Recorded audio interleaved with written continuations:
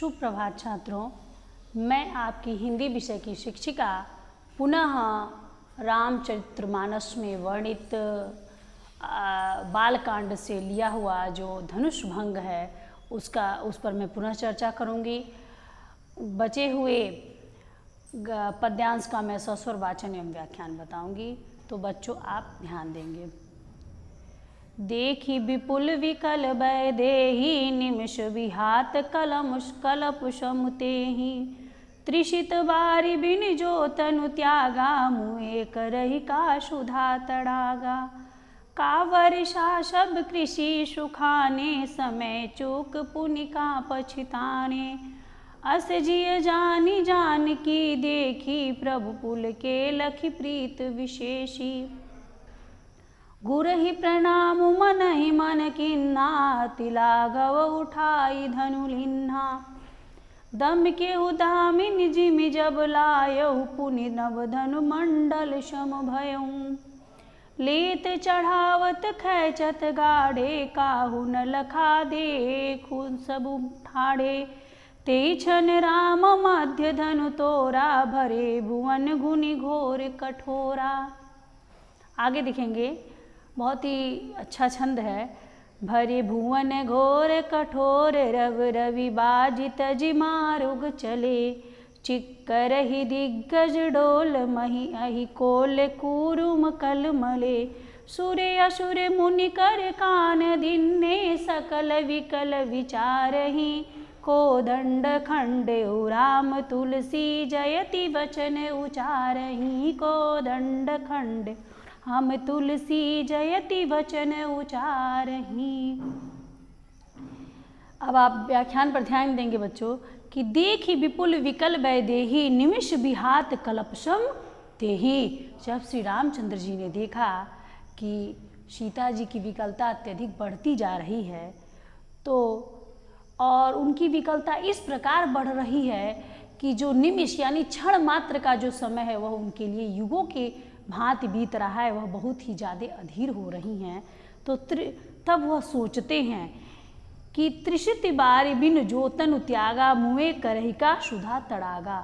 श्री रामचंद्र जी सोचते हैं कि कहीं सीता जी की विकलता सबके सामने आ ना जाए, चूँकि सीता जी बहुत ही ज़्यादा विकल हो रही हैं, लेकिन वो अपने आप को छिपा रही हैं, अपनी विकलता को छिपाने की कोशिश कर रही हैं। तो श्री रामचंद्र जी सोच रहे हैं कि शायद उनकी विकलता सबके सामने न आ जाए, तो फिर मेरा धनुष तोड़ने का जो धनुष मैं तोड़ूंगा उसका कोई मतलब नहीं रह जाएगा। इसी प्रकार से, जिस प्रकार से त्रिषित बारी बिनु जो तनु त्यागा, मुए करई का सुधा तड़ागा, कि यदि कोई व्यक्ति प्यास से अपना प्राण त्याग देता है और उसके बाद मैं उसके पास यदि तालाब ही लेके जाता हूँ, नीर भरा तालाब ही रख देता हूँ उसको पीने के लिए, तो वह किसी कार्य का नहीं रहेगा, किसी काम का नहीं रहेगा। उसी प्रकार मैं यदि बाद में धनुष तोड़ता हूँ और सीता की व्याकुलता सबके सामने आ जाए, तो यह बहुत ही गलत बात होगी। का बरसा सब कृषि सुखाने, समय चूक पुनि का पछताने। उस बारिश का क्या प्रभाव होगा, क्या फायदा होगा, जबकि कृषि सर्वत्र जगह सूख चुकी हो, यानी सारी कृषि सूख गई हो, उसके बाद बारिश हो तो उसका कोई औचित्य नहीं रहेगा, कोई प्रभाव नहीं रहेगा। उस समय चूक पुनि का पछताना, और समय बीत जाने पर फिर पछताने से क्या फायदा। इसलिए मुझे अब धनुष भंग करना ही चाहिए। इसका निर्णय श्री रामचंद्र जी मन ही मन लेते हैं। अस जिय जानी जानकी देखी, प्रभु पुल के लखि प्रीत विशेषी। उसके बाद भी फिर श्री रामचंद्र जी सीता जी की तरफ देखते हैं। अस जिय जानकी देखी, जब वह जानकी जी की तरफ देखते हैं, प्रभु पुल के लखि प्रीत विशेषी, और उनके प्रीत की पराकाष्ठा को वह मन ही मन, कितनी बार आपने आगे के चौपाइयों में पढ़ा भी है कि मन ही मन सीता जी किस से प्रार्थना कर रही हैं कि श्री रामचंद्र जी मुझे पति रूप में प्राप्त हों, वही धनुष भंग करें। तो उनकी पूरी जो संपूर्ण प्रीति थी, उसके पराकाष्ठा को देख करके श्री राम से उनकी प्रीत को लखा, उनकी प्रीति को जाना। गुरहि, उसके बाद श्री रामचंद्र जी ने गुरहि प्रणाम मनहि मन किन्हा, अति लाघव उठाई धनु लिन्हा। श्री रामचंद्र जी ने फिर अपने मन ही मन अपने गुरुओं को प्रणाम किया और जो धनुष था उसको हाथ में ले लिया। देखिए यहाँ बहुत अच्छा गुरु महिमा का भी वर्णन हो रहा है कि गुरु की कृपा के बिना कोई व्यक्ति कोई कार्य नहीं कर सकता है, वह भी यहाँ श्री रामचंद्र जी ने दिखाया है। दम के उदामिनी जिम जब लायक पुण्य नभ धनुमंडल शम भयहूँ। ज्यों ही उन्होंने धनुष को उठाया त्यों ही वह मंडलाकार हो गया। जिस प्रकार से दामिनी का अर्थ होता है बिजली, जिस प्रकार बिजली चमकती है उसी प्रकार से वह धनुष तुरंत क्या हुआ, मंडलाकार होकर के चमकने लगा। लेत चढ़ावत खैंचत गाढ़ी काहू न लखा देखू सब ठाड़े। उन्होंने किस प्रकार धनुष को लिया और किस प्रकार उस पर प्रत्यंचा चढ़ाई, इसको किसी ने देखा नहीं। यानी उसके उठाने में, उसको उस पर प्रत्यंचा चढ़ाने में और उसके तोड़ने में जो समय लगा इसको किसी ने लख नहीं पाया, किसी ने देख नहीं पाया। तेछन राम मध्य धनु तोड़ा भरे भुवन घनी घोर कठोरा।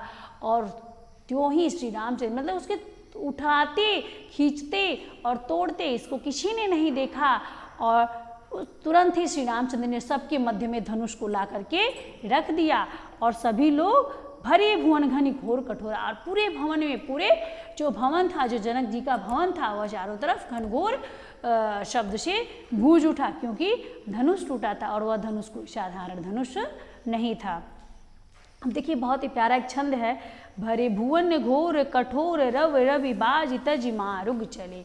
ज्यों ही वह धनुष टूटा तो उसके घनघोर गर्जना, यानी कि समझिए उसके घनघोर आवाज से जो रवि के बाजी जो माना जाता है कि जो सूर्य हैं उनके 7 घोड़े हैं, वह अपने मार्ग को छोड़कर इधर उधर जाने लगे। यानी उन्हें यह समझ में नहीं आ रहा था कि यह क्या हुआ है। चिक्करही दिग्गज डोल मही अहिकोल कूरुम कलमले। और जो चिक्करही थे, जो दिशाओं के जो देवता थे, वे भी अपने मार्ग को छोड़कर इधर उधर जाने लगे। सुर असुर मुनिकर कान दिन्हे सकल विकल विचारहि। कोदंड खंडे राम तुलसी जयति वचन उचारहि।